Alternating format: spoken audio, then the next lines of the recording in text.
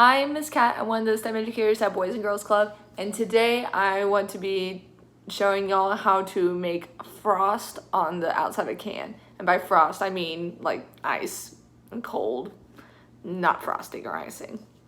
So all you're gonna need for this experiment is a tray. I'm just using the tray that I used to, paint things on. You're not gonna be touching it really. A metal can. I just used one of my recycled bean cans and washed it out. And then a tub of ice. And you're gonna wanna crush your ice. And so if your refrigerator has a crushed ice setting, that's probably preferable. Mine does not. So I'm going to be crushing this by myself. I also forgot to say that you need salt as well, and quite a lot of salt, because you're going to be liberally shaking your salt all over your ice. My salt is in my squirrel shaker, so don't be alarmed that it doesn't look like salt.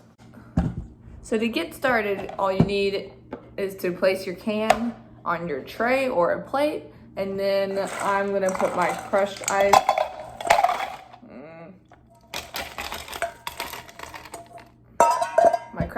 into the can, and then I'm going to just load it up with salt in there.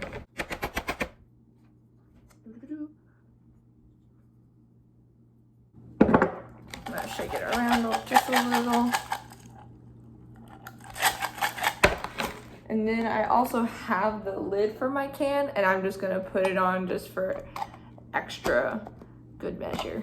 So I can already see water droplets being formed on my can, so I'm just gonna shake it around, and then hopefully I'm just gonna be waiting another like 3 to 5 minutes for it to form. So it's been about 7 minutes since I last checked on it, and unfortunately I didn't produce any frost per se, but just a lot of cold water on the outside. Like it's freezing to touch, and it's dripping everywhere, so I'm not gonna touch that.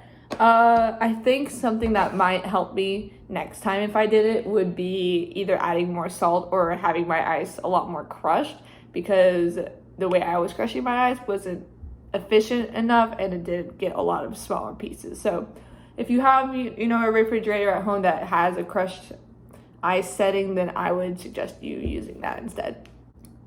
So my question is, why is there going to be ice or water on the outside of my can when the water and ice is inside my can? It all has to do with the process of condensation. Condensation is the process where water vapor condenses into liquid water. So it goes from a gas, which kind of fills up our room, to liquid water, which is in the inside of my can right now.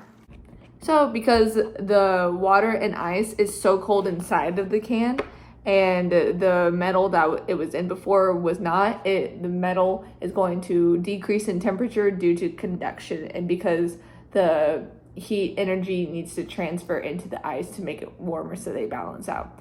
And so because the can gets colder, the outside air that's right next to the can also gets colder. And like I said before, there is water moisture or water vapor already in the air, and so the water molecules that are in vapor form right now, that's right around the can, can't stay that way because it's so cold. So it condenses and creates just regular liquid water, and that's why it's on the side of the can. So the salt, the reason why that we added salt was because salt decreases the melting point of the can. It decreases the melting point of the water, so it will become, frost more easily. But unfortunately, either I didn't add enough salt or the salt didn't get widely distributed inside the can, so it did not create frost on mine. Hopefully yours does if you put salt all on the bottom and not just like sprinkle it and then try to shake it around. I do hope yours turns out a lot better than mine. Mine's just very wet and cold. It's very freezing to touch right now, and the inside is just pretty melted and crushed. So like I said, I hope yours turns out a lot better. Hopefully you take my suggestions, and I hope you enjoy it regardless, and watch out for some more STEM videos.